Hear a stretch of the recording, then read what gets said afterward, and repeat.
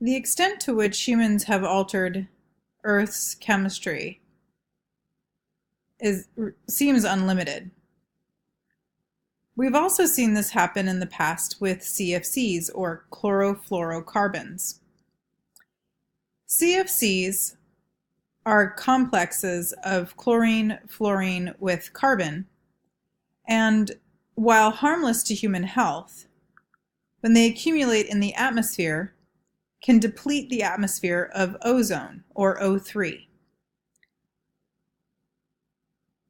Chlorofluorocarbons, or CFCs, in the 50s, 60s, and 70s were used extensively in many different household items, including refrigerators, aerosol spray cans like hairspray and paint spray, and air conditioners in the car and the home.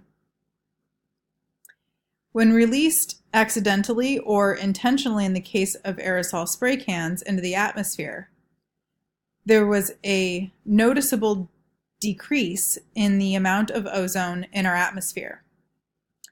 As a result of atmospheric winds drawing these molecules to our poles, we saw a shift primarily in the ozone in the North and South Pole. You can see the results of these CFC effects in the graph on the lower right. The first image was from 1979. Ozone layer has always been thinner in the South Pole, but here you can see already that it's becoming reduced as a result of CFC activity. Then in the 80s and 90s, we saw development wide scale of this ozone hole, so dramatically in fact that it started to touch the southern tip of South America, causing a dramatic increase in skin cancer rates and an effect on all life existing at that location. As a result of these CFC changes and the hole in the ozone forming, scientists desperately pleaded with politicians to do something and regulate the production and release of CFCs. Dow Industrial Chemicals didn't want to acknowledge that their product, the chlorofluorocarbons, which were harmless to human health, had any negative impact on Earth, especially considering the wide-ranging uses that it had. By acknowledging that these chemicals they were producing had such a dramatic effect on the planet, would, in their mind, hurt their bottom line. However, the politicians would not be dissuaded and were convinced by scientific evidence that this was a global emergency. The ozone layer, you see, in fact protects all life on Earth from UV radiation. Without the ozone layer, no life would be able to exist on the surface of the Earth, on land or the surface of the oceans. This is because UV radiation causes serious mutations and damage to DNA of all living things, and would lead to an increased risk of cancer and death from this UV radiation. To save the ozone layer and save our planet, the politicians got together, drafted a Montreal Protocol, named after the city in which they all convened, to eliminate the manufacturing and production and use of CFCs on all parts of the globe. This was considered a success. The CFC production was completely eliminated. The ozone layer, in fact, began to heal in the early 2010s and even started to shrink a little bit. Dow Industrial Chemicals, in the meantime, was able to research, alter its chemistry a little bit, and replace the CFCs with a different molecule that was not nearly as devastating to the ozone in our atmosphere. However, a recent NASA study has indicated that the ozone layer is starting to grow in small amounts again, and CFC levels appear to again be on the rise. Which country is producing these CFCs and why is still a mystery, hopefully soon to be solved.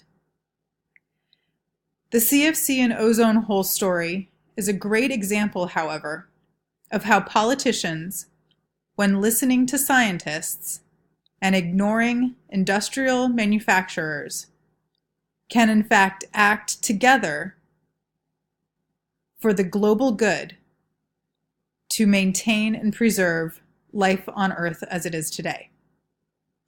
One can only hope this type of foresight and future planning can continue in other areas. Moving away from our planetary chemistry, however, life can also be altered on Earth from human intervention using activities such as genetic modification. Scientists have been able to genetically modify plants and animals and bacteria, making changes that have never been seen before on Earth. Introducing completely artificial DNA to many different organisms. These genetic modifications will likely remain in Earth's biological record, possibly for the rest of life on Earth. This could be something seen in many future generations, or even from aliens visiting our planet millions of years from now. These are the types of changes that convince scientists that we are indeed part of the Anthropocene. One of the current lines of debate is to determine when the Anthropocene in fact began. All of these changes that I've mentioned, including the most recent genetic modification, many of them started thousands and thousands of years ago with human activity, and are not, in fact, just a recent invention. For instance, the generation of dogs, horses, domesticated cats, and many of our crop species are a result of genetic alterations caused by human activity. And while it's not the genetically modified organisms of scientists today, have resulted in changes in Earth's life permanently. So when did the Anthropocene start? Well, this is all based on what's considered to be called the golden spike.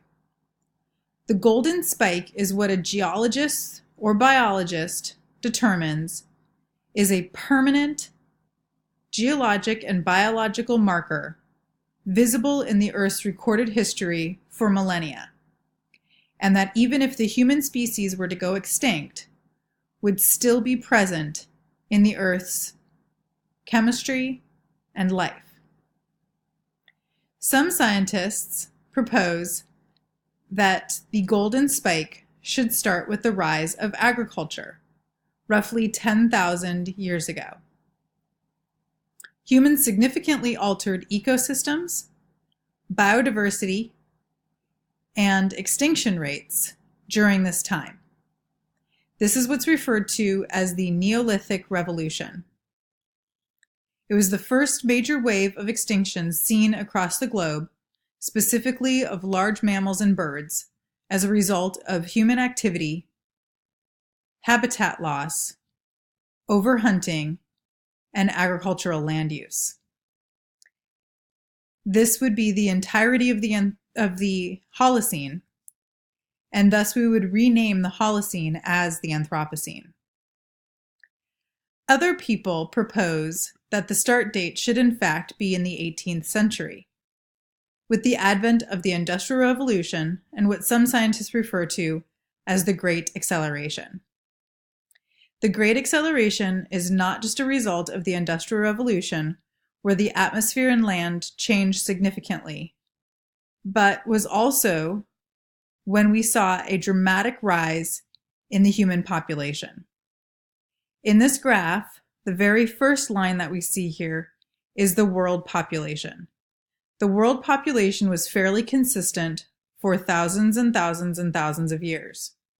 However, around 1900, human population started to accelerate and grow exponentially. And along with it was the use of all of our resources that humans use, including fresh water, energy sources, and many materials.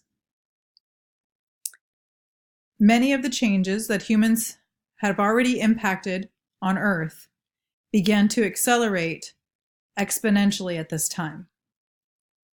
This great acceleration would be a rapid change in the Earth's chemistry and life on Earth. That's it for the Anthropocene lecture. I hope this was informative and you learned a little bit more about how your daily activities have impacted the planet, possibly permanently.